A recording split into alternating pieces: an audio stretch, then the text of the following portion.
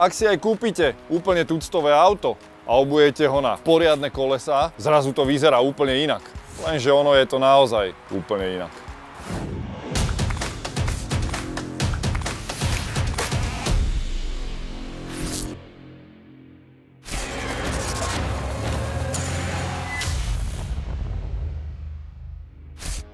Tak čo poviete? Vyzerá parádne však, veľké kolesá, tie spravia dizajn.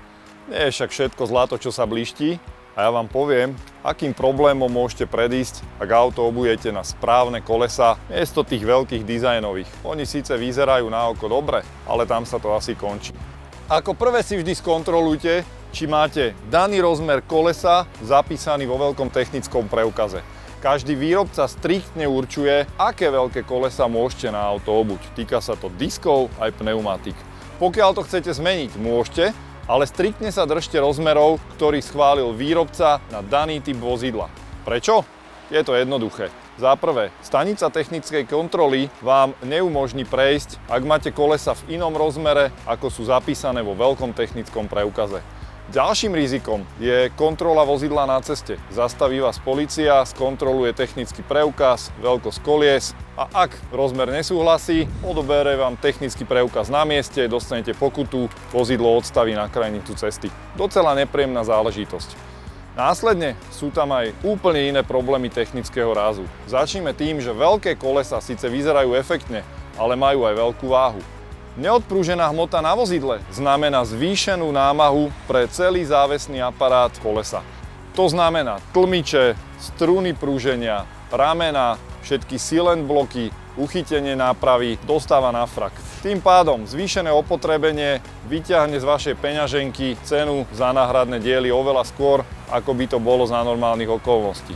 Ďalšou vecou je zhoršená dynamika. Tá váha kolies sa premietne aj do zrýchlenia, aj do maximálnej rýchlosti. Samozrejme sa premietne aj do zvýšenej spotreby, pretože ten válivý odpor kolies nebýva zanedbateľný. Ďalšou vecou je, že vám kolesa opticky trčia z vozidla.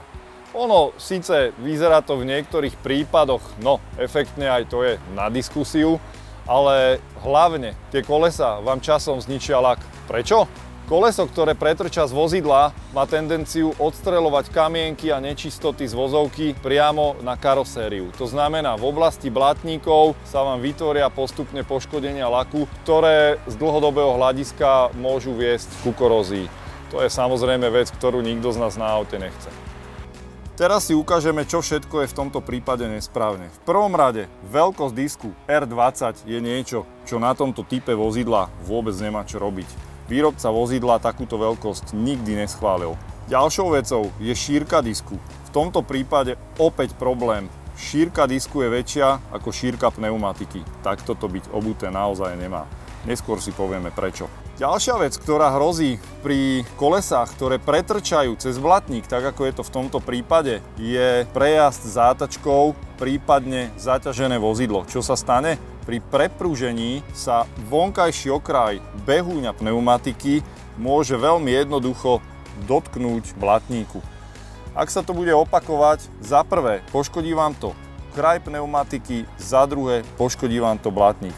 Ďalšia vec, na ktorú sa často zabúda, je to, že ak obujete auto na veľké kolesá, široké disky, mali by ste automaticky skočiť na geometriu. Pretože pri veľkej šírke disku príde k tomu, že prepákujete sily v náprave. To znamená, ak ten disk posuniete smerom von, vy vlastne predĺžite tú nápravu do šírky a tá náprava zmäkne. Zmení sa aj odklon kolesa voči vozovke a toto by mala riešiť práve geometria. Úprimne, koľký z vás to robia? Ja myslím, že takmer nikto. To, ako by malo vyzerať správne obuté auto, si ukážeme na inom príklade.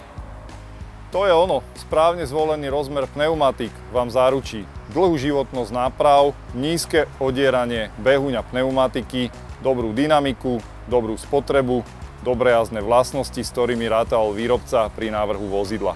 Ďalšou vecou, koleso, ktoré je skryté v blatníku, nikdy nespôsobí problémy, o akých sme sa bavili predtým, a geometria vášho auta bude zodpovedať tomu, čo nastavil výrobca. Za mňa, ak už chcete auto, ktoré bude mať veľké kolesá a má vyzerať naozaj efektne, siahnite po maximálnom rozmere, ktorý výrobca na daný typ odporúčal. Tam máte istotu, že s tým kalkuloval a to auto by malo fungovať relatívne dobre. Ak však zvolíte rozmer, ktorý presahuje maximálne povolené údaje výrobcu, máte zarobené na problém. Ak nie okamžite, časom určite. Ak sa vám aj toto video páčilo, zdieľajte, lajkujte, nezabudnite kliknúť na odber, aby vám neušlo ďalšie video a vaše skúsenosti s obutím auta kľudne popíšte v komentároch. My sa opäť vidíme na našom YouTube kanáli Darex. Ahoj!